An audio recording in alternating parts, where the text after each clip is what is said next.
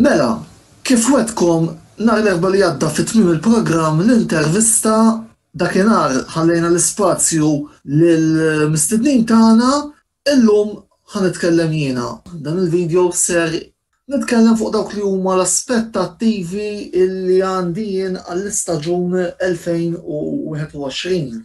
Bla dubju ta' xejn li ħafna minn dawn l-aspettattivi jinkludu lil daw iż-żewġ sinjuri illi għandi warajja illi huma Daniel Ricciardo, il-bniedem it-tanti li nistenna li nara fuq il-McLaren u li issa fl-aħħar jinsab magħna u li qiegħed fuq il-lemin, u Lando Norris illi huwa l-bniedem li jinsab fuq ix-xelluk tiegħi u li llum kellu sessjonijiet eċċellenti fejn tista' tgħid id-dabta jispiċċa mal-ewwel tlieta.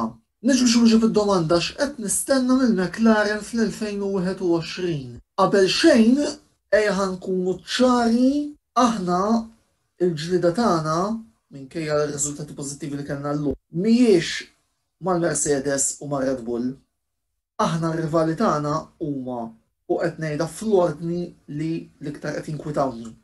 Il-Ferrari u l-Aston Martin, jiġifieri aħna nemmen li din is-sena il-ġlieda ħatkun għat-tielet post. Li kieku kelli nkun verament realistiku ngħid li t-tim għandu jimmira illi għall-inqas jispiċċa mal-ewwel erba' din is-sena u se ngħid għaliex qed ngħid hekk ukoll wieħed ma jridx jinsa li matul ix-xitwa ħafna mill-iżvilupp aħna ħallejni ħall-magni Mercedes. Daqstant wieħed jistenna li forsi li l-aħħar tal-istaġun l-iżvilupp ma jkunx daqshekk tajjeb anke wkoll invista li mbagħad iridu nippreparaw għall-karozzi tal-2022 fejn se jkollna regolamenti ġodda. Nemmen ukoll illi sew il-Ferrari u sew l-Aston Martin se jtuna kedda kbira s-sena u nemmen ukoll illi qudiemna l-Mercedes u Red Bull se jkunu the cars to beat. U hawnhekk nagħmel parentesi żgħira ma neskludix illi wara dak li rajna llum dis-sena verament nistgħu naraw kampjonat bejn Max Verstappen u Lewis Hamilton. Għalkemm fuq dak irridu naraw ukoll iżjed il-qudiem imma nemmen li din is-sena Red Bull se jkun qed jisfidaw għat-titlu.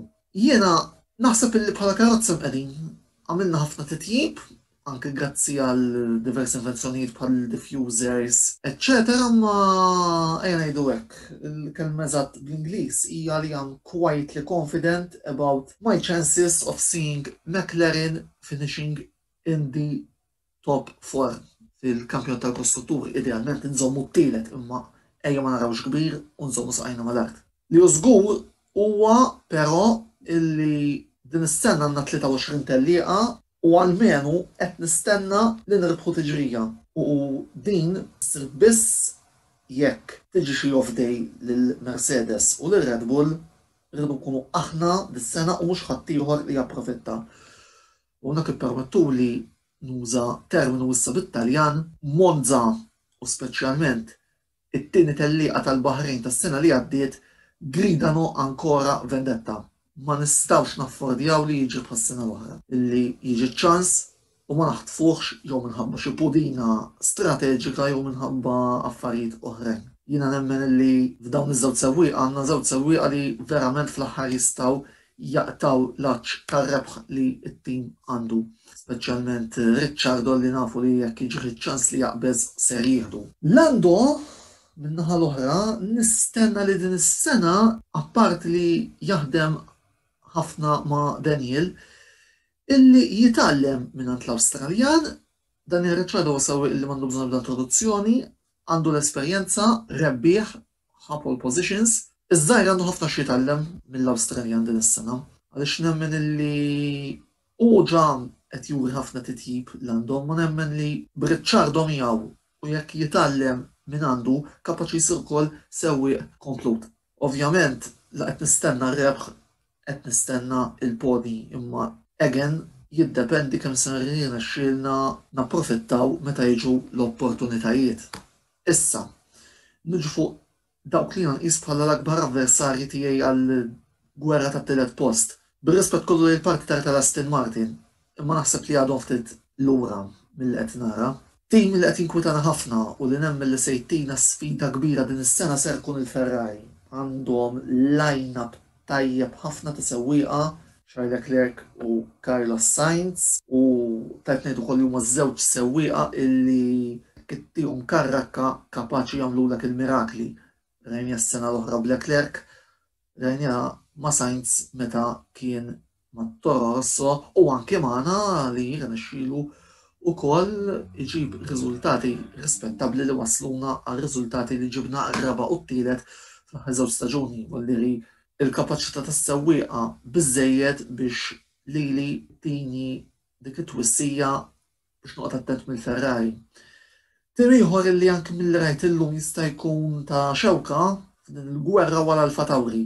Jidher li għandu karozza tajba, Gasly u Tsunoda mhumiex speċjalment Gasly żewġ sewwieqa ħażina, għaldaqstant jiena nemmen illi dawn ukoll żgur se jkun qed jgħidu tagħhom fil-gwerra għat-tielet post illi ser ikollna matul din is-sena.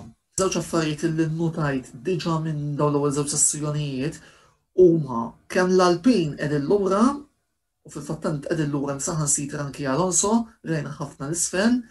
Voldiri il-parti ta' Fernando Alonso ma tantx qed naħseb li se jkollu xi staġun tajjeb. Wieħed ovvjament irid jara kemm l-esperjenza ta' Alonso se sservi biex iressaq lit-tim Franċiż fuq quddiem. Xi ħaġa li diġà notajt sa minn dawn l-ewwel żewġ sessjonijiet hija t-tim tal-Williams. Russell diġà qed jagħti madwar 0.6, ta' sekonda jekk mhux iżjed lil sieħbu Latifi u din parti tkompli turi l-kapaċità ta' Russell tkompli turi kemm l-espressjoni ħela ta' spazju illi kont nuża s-sena l-oħra l-Grosjean naħseb din is-sena se jkolli nuża għas-sewwieq Kanadiż ifhimni. Money talks, il-Williams għandhom bżonn il-flus u Latifi siru għandu xi ismu wkoll fit-tim. Naħseb li issa daqshekk minnaħa tiegħi nerġa' nagħmel il-previżjoni su pecking order qasir għal dan il-kampjonat. Lewis Hamilton champion tas-sewwieqa, Red Bull champions tal-kostrutturi, dan ifisser illi it-tieni u t-tielet fil-klassifika tas-sewwieqa jispiċċaw Verstappen, Nemmenien u Perez, u mbagħad għandek McLaren u Ferrari jiġġieldu l-ġlieda finali għat-tielet post, Alfa Tauri u Aston Martin jiġġieldu għal ħames post imma serħu raskom li ser jgħidu tagħhom fil-ġlieda t-tielet, l-Alpine is-7, Alfa Romeo 8, Williams id-9 u Haas fl-10 pożizzjoni. Rigward il-provviżjoni tal-McLaren, minimum requirement top 4, nistenna rebħa għall-inqas din is-sena u jekk tiġi din ir-rebħa kull ma se nifakkarkom biss x'kien jagħmel Ricciardo fuq il-podju u toħdux bi-kbira jekk tarawni nagħmel xi ħaġa simili jekk il-McLaren appuntu tiġi dik ir-rebħa li tant ilna nistennew. Imma qed nistennew ukoll diversi podji sew min-naħa ta' Lando kif ukoll min-naħa ta' Daniel. Inkitbu fuq dan l-istazzjon għal iżjed kontenut minn dan kif ukoll għal program l-intervista li qed ikollna u li issa wkoll qiegħed jaqbad grazzi wkoll ilkom li segwu dan il-programm. Klik. Segwu wkoll il-paġna ta' Facebook għal kontribut ġurnalistiku kif ukoll is-sit uffiċjali tagħna l-credits kollha ser tarawhom fil-sigla fl-aħħar parti tagħha. Kif tlastu minn dan kollu? Għamlu biex jagħten tridu.